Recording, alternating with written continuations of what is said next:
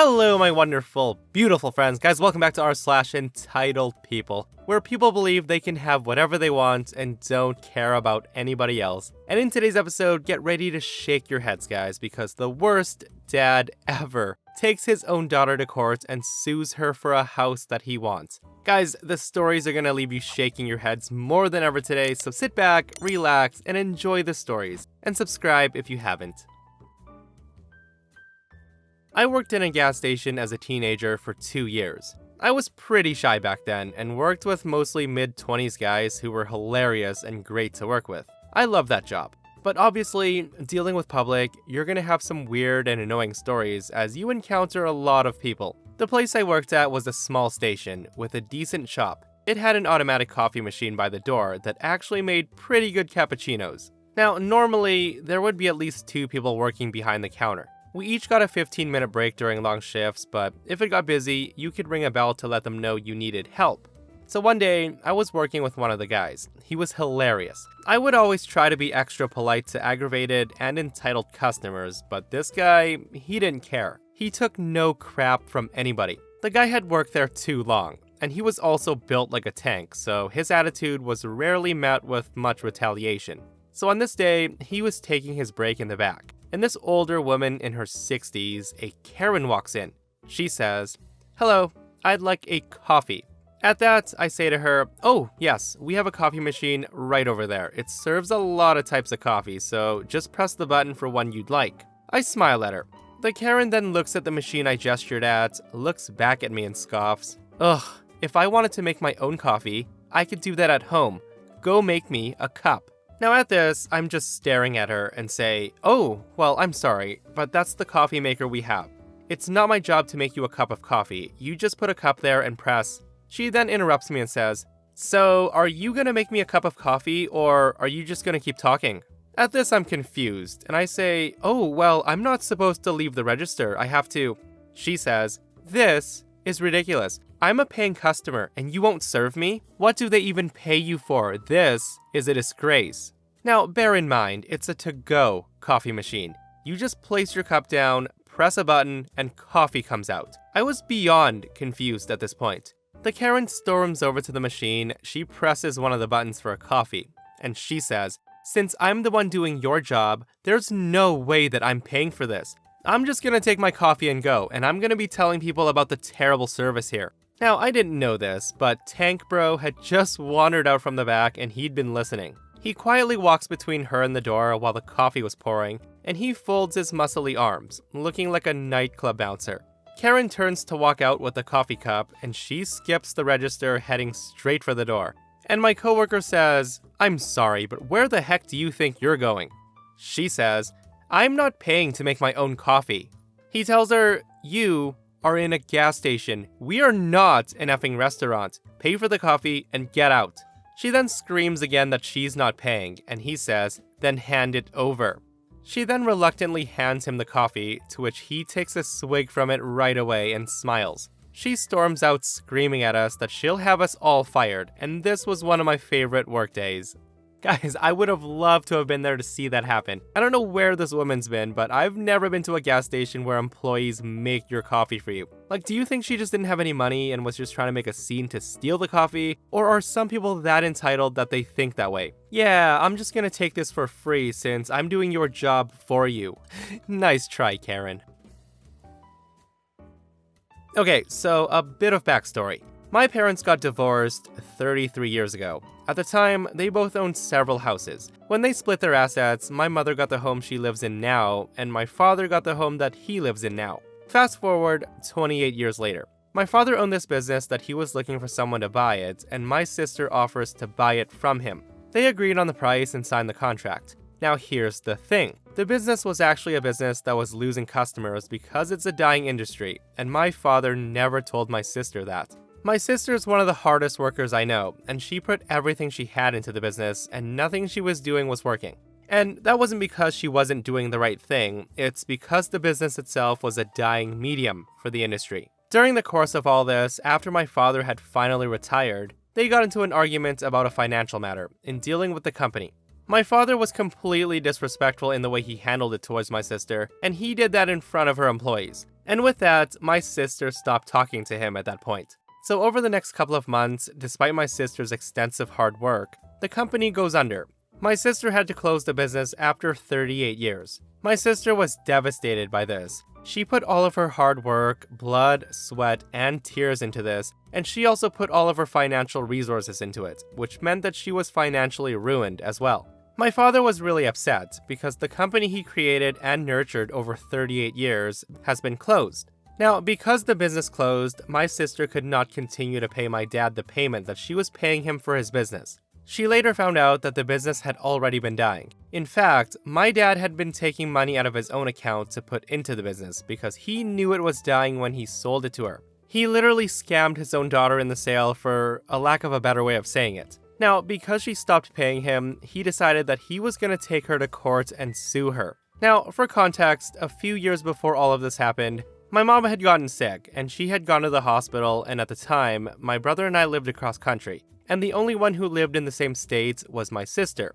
My mother was afraid that if something happened to her, we wouldn't get the house, so she added my sister's name to the title as well, since my sister lived the closest. After my mom got out of the hospital, she never got around to changing it. So when my father started threatening to sue my sister, she went through all of her assets and realized that my mom's house still had her name attached to it, and she switched it back over to just my mother's name.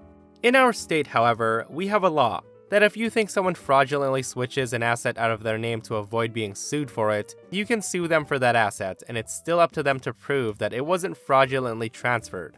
So when my father decided to sue my sister, he added my mother's house to the lawsuit as one of the things he wanted. Now, he didn't sue my sister for the house that she owns in her name with her husband in a different city. He sues for a house that she hasn't lived in for over 25 years. A house that she hasn't put any money into ever in her life. Now, when he first filed the suit, I thought he was just trying to force my sister to talk to him because I couldn't imagine any parent, let alone my parents, actually suing their child. But he actually went through with it. Now, my father initially told me that he was suing for my mother's house because the lawyer told him he had to sue for all of her assets. And since my mother's house had been in her name, he had to sue for that as well. But then I found out that he wasn't suing her for her house. He was only suing her for my mother's house, the one he didn't get in the divorce. Now, my dad's still mad that he didn't get my mom's house 33 years ago when they got divorced. That he decided to go after her house the first chance he got, and it was 33 years later. Now, the thing that's more messed up is when I found out he's going after my mom's house, I told him myself, Dad, if you go through with this lawsuit and you win mom's house and you take her house away from her, I will never forgive you. I'll never talk to you again, and losing me also means that you lose your grandchild, your only grandchild, so you need to think about whether or not this is worth it to you. So with that said, my entitled dad still went through with it. He still went through with it knowing that he would not only lose my sister, but me as well. He filed his lawsuit 5 years ago and recently finalized everything. So the last 5 years, he's forced his daughter to suffer under the weight of knowing that her father A, screwed her over, B, was putting money before her and family, and C, apparently felt no real remorse or sadness to hurting his own child emotionally, mentally, and financially. My father was not only entitled, but he was selfish. He did all this because he thought he's entitled to take my mom's house after 33 years of her living there, since he couldn't get it in the divorce. The house where she put all of her time and energy into making it a home for us kids, putting her own money into improving it and paying off the mortgage on her own as a single mother. He hasn't put a dime into that property since 1988, and yet somehow he feels that he's entitled to take it away from my mom, without even caring about the damage it would do to his own children. It's not like we're outsiders and strangers, we're his biological flesh and blood, and there's no denying it because we look very similar to him. I just can't stop thinking, what kind of sick monster sues their own kid? What a crazy story, guys. All because he didn't get everything from his wife in the divorce, hey? He had to come back after 33 years and destroy the family. Now, personally, I think the mom should have looked at updating her will if she was so worried about the kids not getting the house if she passes or something, not adding the daughter's name to the title. I think that would have saved the headache. Now, before you guys start commenting that the daughter should be getting a lawyer and look at countersuing, etc., OP does come back into the comments to say this. So a lot of people have said that my sister needed to do her due diligence in examining the business. My sister did examine all the business records for the last 10 years, and she even had a lawyer go over the contract with a fine-tooth comb. It wasn't a matter of her not doing due diligence. It was a matter of the business records that she was given were very different from the business records that held the actual information necessary. For the lack of a better way to say it, he cooked the books. And for those wondering the outcome, she actually did file a countersuit for him selling her a business that was unviable. She was able to prove it in court that the business was failing before he sold it to her, and that the equipment he sold to her was equipment that he bought 20 years ago and was no longer usable when it came to technology of today.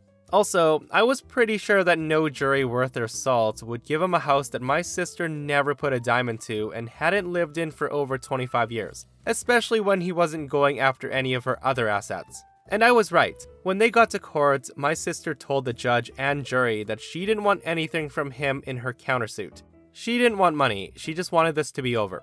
Dad, however, told the court and jury that he just wanted my mother's house in lieu of the $300,000 that my sister owed him for the business. My father lost his lawsuit, and my sister won her lawsuit and was given $0, as that's what she was asking for.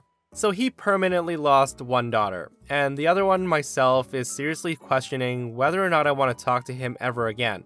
Over the last 10 years, I've maintained a relationship with my father. Not because it's what he wanted, but because it's what I wanted. Now I just don't know if that's something I want anymore. I don't know if I want to be around the kind of person that could sue his own child. Guys, if I was OP, I would definitely be cutting ties with my dad, like no contact forever. I wouldn't want any of my children around that man. The guy's a crooked businessman, a very spiteful ex, and also a cruel father. In my opinion, the sister should have gone full scorched earth on dad at that point. She should have countersued for so much more than $0 to teach dad a lesson. I moved into a detached townhouse a few months ago. It's a rental, and I'm leasing it for a year with the option to extend that with a second year, or possibly buying the house. My driveway is right next to my neighbor's. It's big enough to fit 2 regular-sized cars, and halfway down my driveway, there's a path leading around my house. One side of the path is my house. On the other side is about 3 meters of yard, and that's mine. Now, ever since I moved in, I've been having issues with the neighbors using my driveway for parking, turning their cars, storing their other stuff, playing, etc., etc. Asking them to stop using it and keep their items on their own property hasn't worked. So I've placed a few large plants, installed a camera, and a no trespassing sign, and that helped a bit. At least the cars are gone. The last few weeks, I've been working from home, but the neighbors' kids are making that really hard. They're about 5 and 7. They're boys, and they keep ringing my doorbell multiple times a day to ask if they can play with my dog. Now, I've asked them to stop so I can work, which of course didn't work. So I asked their parents, and I was told boys will be boys. Just leave them be, and they weren't gonna do anything about it. To keep my sanity intact, I removed the battery from my doorbell, but now they keep running around my front yard, on the path around my house, and they're banging on my windows, on my doors, and they've actually tried to open the gate to my backyard this morning, as they heard me in there. So once again, I asked them to stop. I told them that I will not be allowing them to play with my dog anymore at all if they kept this up. So they left and sent over their dad. Now, Dad gets mad at me, and I told him to keep the boys off my property and my door, and if not, I'll be planting some prickly bushes to teach them to stay away from other people's properties. And then I shut the door in his face. Now, obviously, that didn't stop. So I decided to plant a wall of blackberries and raspberries at the 2 sides of my garden facing the driveway, about 30 centimeters from the edge, so no overhanging branches. On the other side of the wall, I planted lots of stuff like strawberries and tomatoes. To reach the tomatoes and strawberries from the driveway, you either have to go around the fruit bushes or walk up to my house, walk about 2 meters along the side of my house, past my windows, and then walk into my actual garden. It's not something you do by mistake. For about 2 weeks, it was somewhat quiet, but I still found the kids on my driveway every single day. As far as I know, they did not enter the garden, and I hadn't noticed them walking around my house anymore, so I figured the bushes were working. About a week ago, berry season started, and my bushes are now full of raspberries, and there's lots of strawberries as well. The neighbors noticed. So first, I caught the boys picking and eating the raspberries, so I told them off and dropped them off at home. I told their mom that I caught them stealing, and that I'd call the cops next time. At this, the mom huffs and she tells me to grow up, as it's just berries. After that, it was quiet up until yesterday afternoon, when I went out for a while and came home to find the dad and his 2 sons right in the middle of my garden, clearing my bushes and plants. They literally picked almost all of the berries. Now, I didn't even bother confronting them. I just called the cops from a distance as they hadn't noticed me yet, and I start filming them after making the call. Luckily, 2 cops show up after 10 minutes or so, and they confront the neighbor as they were still picking my berries. They told him they were trespassing and that the berry picking was in fact considered stealing, and that I could press charges. Now, this was the first time that I finally noticed fear in my neighbor. He was having trouble finding his words and he kept looking back at his house, I guess hoping his wife would show up to yell at the cops. They all went inside with the cops, so I went home as well. After a while, the cops came by and they asked me if I wanted to press charges. I asked them if they felt like they scared the neighbor enough to stay away. I got a small smile and a yes about him, but they told me the wife just kept shouting at them, telling the cops that I was being a little bitch living next door. I told them no for now, and asked them if I would be allowed to get an extra camera set up on the wall between my garden and the road to cover the entire front garden and driveway. They said it's allowed as long as it's on my side of the wall. So now, I'm getting an extra camera installed, and one neighbor knows that I'm done messing around. But his wife isn't there yet, and if I ever catch any of them again, the cops will be called and possible charges will follow. Now guys, those are definitely some super entitled nightmare neighbors for you.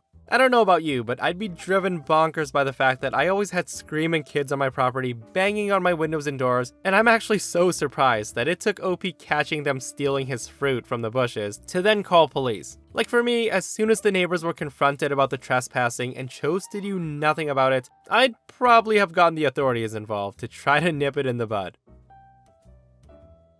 So I used to provide daycare for a number of small children in my home. Most of the kids and their parents were well known to me, my friends, or ex-colleagues. I made sure to welcome them into my home, and I believe this helped the children feel comfortable and confident.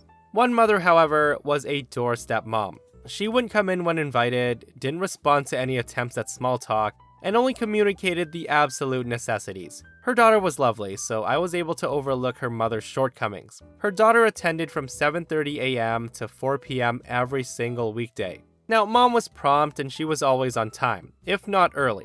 So one day, 4 p.m. rolls around and there was no sign of her. At 4:30 p.m., I phoned and left a voicemail. By 5 p.m., I had phoned several more times, texted, and gotten no reply. The phone now went straight to voicemail, so it was either switched off, dead, or in constant use. I then phoned and texted dad with no response. There were no other family listed and no friends as emergency contacts. At around 5:30 p.m., I'm starting to think of calling the police. Her kid's getting tired, she's run out of food and bottles, and she's getting cranky. I'm having to rock constantly to try to calm her. At this point, it's well past 6 and dark when mom's car finally pulls up. Her daughter had cried herself to sleep on my shoulder, but she woke up when I opened the door and starts crying again. Now, I expected this woman to be frantic, apologetic, and even embarrassed, but I was very mistaken. She looked confused by my concern. I asked her, "Hey, what happened? Are you okay? Is dad okay?" She says, "Of course, what's the matter?"